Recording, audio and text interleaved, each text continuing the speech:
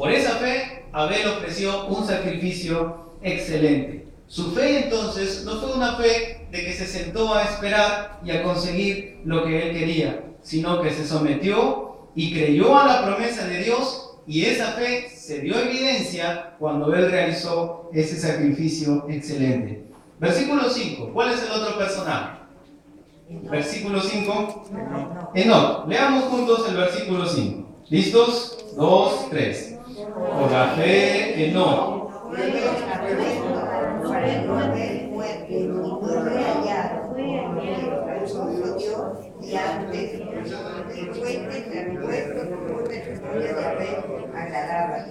La fe de Enoc, fundada sobre los fundamentos seguros, se evidenciaron cuando dice que la vida de Enoc fue una vida identificada entre su pueblo como un hombre que había agradado a Dios. Era un hombre conocido por haber agradado a Dios. Esa es la evidencia de la fe que él tenía. Tu fe va a evidenciar siempre tu fundamento. ¿Dónde está tu fundamento? Tú puedes decir que tienes fe, pero cuando ejerzas esa fe que tú dices tener, entonces eso va a evidenciar dónde está tu fundamento. El cristiano, el hijo de Dios, como los tesalonicenses que son hijos de Dios, ellos dieron la evidencia de la fe que ellos estaban ejerciendo, y la evidencia de ellos fue esa obra que realizaba su fe, esa tarea que realizaba su fe en cuanto al Evangelio. Otro personaje fue Noé, versículo 7. A ver, leamos juntos. 2, 3. Por la fe Noé, cuando fue advertido por Dios acerca de cosas que aún no se veían, con temor preparó el arca en que su casa se salvase, y por esa fe condenó al mundo, y fue hecho heredero de la justicia que viene por la fe. ¿Cuál fue la evidencia de la fe de Noé? Dice, él tuvo temor al juicio de Dios que se venía, y por ese temor preparó el arca para que su familia fuese salvada. La fe de Noé en la palabra de Dios, que el juicio venía, y la fe de que en Dios podía encontrar salvación, le hizo a Noé con temor preparar el arca. ¿Cómo demostró Noé su fe? No necesariamente preparando el arca, sino cuando tuvo temor de Dios. Hermanos, estas cosas son las que evidencian nuestra fe en Dios. Ahora miren versículo 32 y versículo 33. La lista es larga, pero el versículo 32 dice, ¿y qué más digo? Pues el tiempo me faltaría, contando de Gedeón, de Barak, de Sansón, de Jefté, de David, así como de Samuel y de los profetas, que por fe conquistaron reinos, hicieron justicia, alcanzaron promesas, taparon boca de leones, y sigue la narración. Hermanos, todos estos personajes vivieron la fe de Dios de una manera activa. Vivieron la fe de Dios de una manera activa, y sus nombres quedaron registrados porque la fe que ellos ejercieron estaba fundamentada en lo seguro, y eso es en Dios. Pastor, más o menos a todo esto, lo que yo estoy entendiendo es que la fe tiene que ir direccionada hacia Dios, y eso es correcto, y cuando nuestra fe va direccionada para algo que nos va a beneficiar a nosotros mismos, es incorrecto. Porque usted dice que cuando uno dice, yo tengo la fe de que lo voy a hacer, o sea, y lo hace, pero no justamente va direccionado a Dios. O sea, la fe tiene que ser siempre direccionada a Dios, porque a veces uno se siente seguro de que lo puede hacer porque es cristiano, o sea, y a veces digo, bueno, yo sé que lo puedo hacer porque sé que es lo correcto. O sea, eso va en cuanto a los propósitos. ¿Para qué fue creado el hombre? Para glorificar a Dios. Y como cristianos, 1 Corintios 10:31, que dice, si pues coméis o bebéis o hacéis otra cosa, hacedlo todo para mi satisfacción, para lograr realizarme yo. No, dice para la gloria de Dios, aunque en esa búsqueda de la gloria de Dios, Dios me realice, ¿no?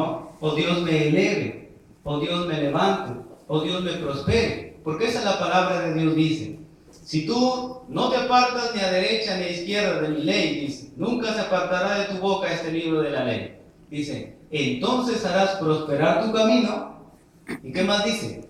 Y todo te saldrá bien. Cuando mi meta es glorificar a Dios, yo ejerzo la fe en dirección a glorificar a Dios, el resultado va a ser beneficioso para mí. Porque Moisés también explica y él dice, yo te pido de que tú busques lo bueno, y lo bueno es andar en los mandamientos de Dios para que te vaya bien. No escojas lo malo. Y normalmente la gente busca hacer cosas pensando solamente en su propia satisfacción. Pero el creyente no. El creyente quiere glorificar a Dios. Pero en esa búsqueda de glorificar a Dios, entonces Dios nos da bendición. Y Dios nos eleva y Dios nos prospera. Y eso es bueno. Pero por otro lado sería el extremo de decir que yo voy a proponérmelo y de repente sin pensar, sin considerar, buscar la gloria de Dios. Eso sería una fe que no está fundamentada en el objeto seguro. ¿Sí? Sí. ¿Sí se entiende? Muy bien. Los tesalonicenses entonces vivían una fe activa porque ellos buscaban glorificar a Dios. Y Pablo dice, yo resalto de ustedes y agradezco a Dios por esa obra, esa tarea de su fe. Ellos vivían la fe, vivían la obra de Dios, pero pensando en glorificarle a Él. Vamos a hacer una reflexión aquí. Ustedes saben que Hebreos 4:12 dice que la palabra de Dios dice es viva y eficaz. ¿Y qué más es? Es más cortante que toda espada de dos filos. Penetra, dice, hasta partir el alma, lo más profundo del ser. Y como espada de dos filos, hermanos, tiene un doble propósito como la palabra de Dios. Lo que la palabra de Dios hace en la persona es, por un lado, le declara su condición de maldad y que necesita de un Salvador. Y le da el Evangelio. Y el Evangelio es que la buena noticia de que Dios tuvo gracia conmigo y me puede dar el perdón por medio de Jesucristo. Pero por otro lado, la espada también declara que si uno no recibe el regalo de Dios, ¿en qué se queda? ¿Expuesto a qué? Al juicio y a la condenación. Es un arma, como dicen, de doble filo. Tu testimonio también, tu vida cristiana, tu vida de fe, también es un arma de doble filo. Muchas personas, hermanos, han sido atraídos hacia la palabra de Dios por medio de nuestro testimonio. Muchas personas hemos venido a Cristo porque hemos admirado a alguien que sea una persona que honra a Dios. Muchas personas, muchos creyentes en el mundo han sido atraídos a la iglesia, han sido atraídos a Dios, han sido atraídos a la palabra de Dios, al Evangelio, por medio del testimonio de las personas. Pero si tú vives una vida que agrada a Dios y la gente te rechaza, eso también es como el otro lado de la espada, porque por otro lado ellos simplemente se quedan expuestos a quedarse donde están cuando te rechazan. Los tesalonicenses recibieron a Cristo y muchas iglesias imitaron su fe. Muchas personas llegaron a la vida cristiana por el testimonio de ellos. Pero también hubieron muchos que se opusieron al Evangelio. Hubieron muchos que se levantaron contra ellos y les persiguieron. El testimonio quedó firme, el impacto quedó firme, pero las consecuencias fueron distintas cuando estas personas tomaron sus propias decisiones. Algunos van a ser atraídos, pero otros van a ser endurecidos por su pecado y porque no quieren venir hacia la verdad. Pero tu testimonio debe estar firme en el Señor, debe estar firme en Dios. ¿Cómo puedo ser yo de influencia positiva, espiritual, siendo que vivir el Evangelio también debo vivirlo siendo influencia? ¿Cómo podemos influenciar? Aquí en la iglesia, en una manera práctica, ¿cómo podemos influenciarnos los unos a los otros? Trabajando en la obra, muy bien, estando dispuestos, listos para cuando se requiera alguna actividad en la obra. Y no estoy hablando de algo económico, sino algo de un trabajo que se pueda realizar. No necesariamente es económico, sino es un trabajo que se pueda realizar para mejoras de la obra de Dios. ¿Qué más? Cuando vengo al culto, ¿cómo debo venir? Bueno, yo sé que algunos venimos con cargas. La vez pasada estuvimos hablando que a veces venimos con cargas, pero la idea es que cuando termine el culto, ¿cómo debo salir? ¿Con la misma carga? ¿Debo salir ya relajado o debo salir ya descargado? Porque Dios soporta nuestras cargas. Él recibe todo nuestro afán. Él recibe toda nuestra ansiedad y la ponemos sobre Él porque Él nos mandó a ponerlo allí. Entonces, si tú quieres ser de influencia, cuando vengas al culto con una carga, ¿cómo debes salir? Debes salir sin esa carga, debes salir diferente. Debes salir listo para poder compartir la palabra de Dios con otros o para poder vivir tu vida como Dios quiere que vivas. De esa manera vas a ser de influencia para otros. Porque si vienes con la carga y sales con la carga, entonces no viniste. O de repente viniste aquí y no fue nada productivo.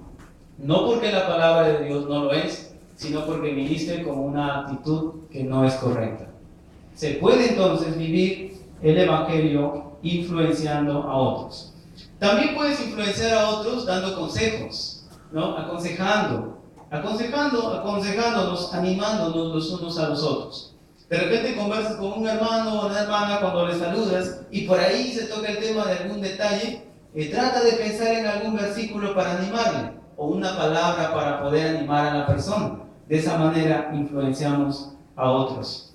Debes ser atento también con las personas que están a tu alrededor. Aquí en la congregación debemos fomentar siempre el compañerismo, debemos fomentar siempre la unidad, el apoyo. Y yo agradezco a Dios por los hermanos que salen de su asiento para poder ayudar a aquellos hermanos a encontrar los versículos, ayudarles en la Biblia. Y es bueno eso. Y eso nos va a ayudar, hermanos, a poder influenciar a otros con nuestra vida. También, hermanos, una manera de influenciar a otros, o lo que nos va a ayudar práctico es, cuando venimos al culto a aprender de la palabra de Dios, prestar atención.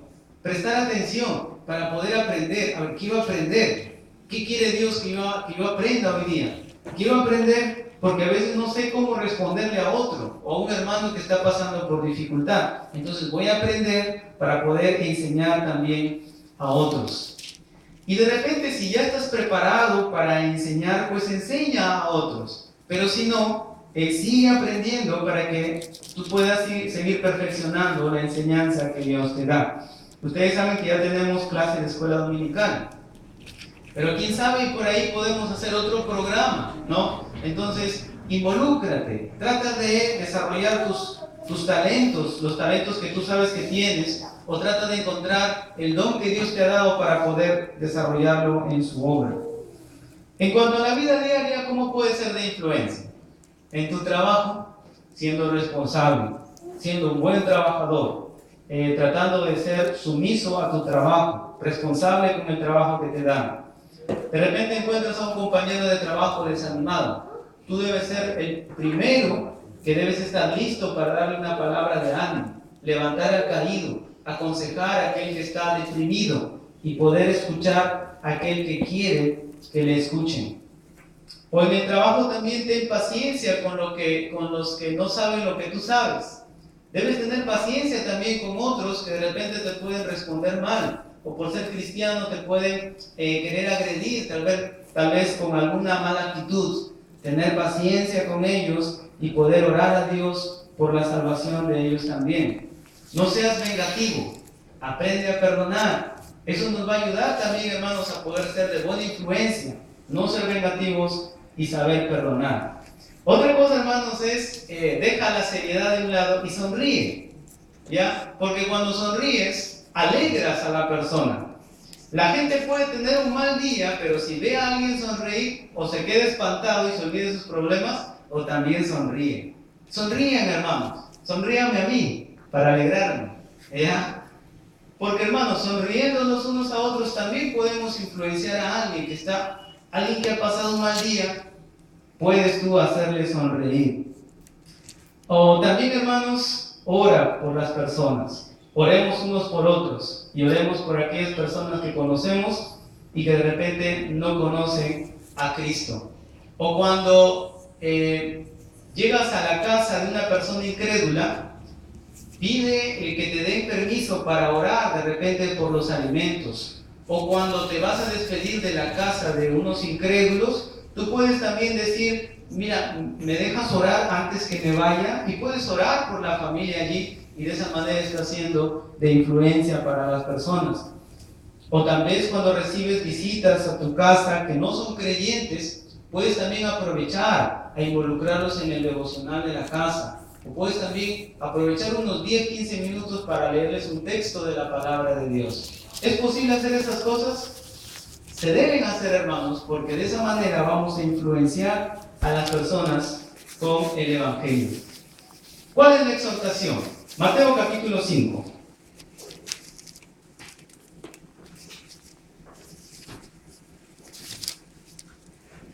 Mateo capítulo 5.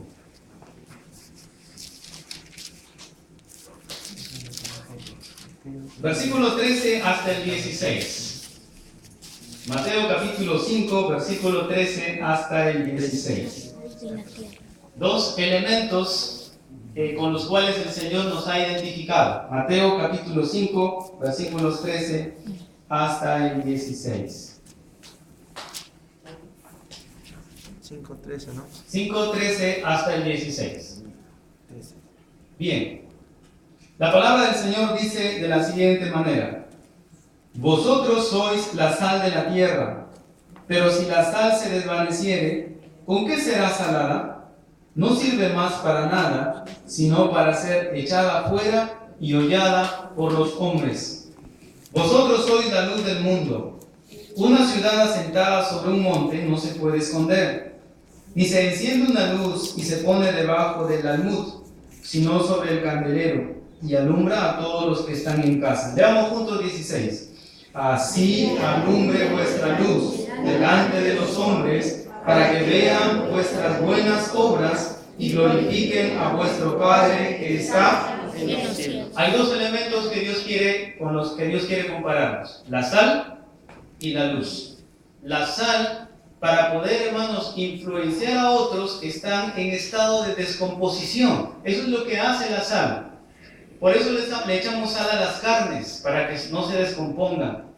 Nosotros tenemos la responsabilidad de influenciar a las personas que no tienen a Cristo, influenciar a las personas que están desviándose tras la maldad, o desviándose tal vez ignorando a Dios. Nosotros debemos ser de influencia espiritual para ellos, con nuestra vida, compartiéndoles el Evangelio, orando por ellos, para que ellos puedan tener misericordia del Señor. Y lo otro es la luz. La luz es también para alumbrar a aquellos que ya están siendo encaminados en el camino del Señor. Porque dice que los hombres amaron más las tinieblas que la luz. Y muchas veces las personas incrédulas aman las tinieblas en vez de venir a la luz de Dios. Pero nosotros, hermanos, somos la sal para poder detener en algo la descomposición de este mundo, y por otro lado la luz para poder encaminar a aquellos que se pretenden acercar a Dios, que se acercan a Dios. Hermanos, Dios nos ha dado la responsabilidad de ser influencia espiritual para las personas. Los tesalonicenses vivían el Evangelio siendo de influencia espiritual para los demás, para sus vecinos y aún para sus hermanos en Cristo. La iglesia de Tesalónica era conocida por la obra de su fe. Nosotros tenemos que vivir el Evangelio, hermanos, también siendo de influencia espiritual para otros. Y que Dios nos ayude, hermanos. Esa es la enseñanza y la exhortación de Dios para nosotros en esta tarde. Oremos.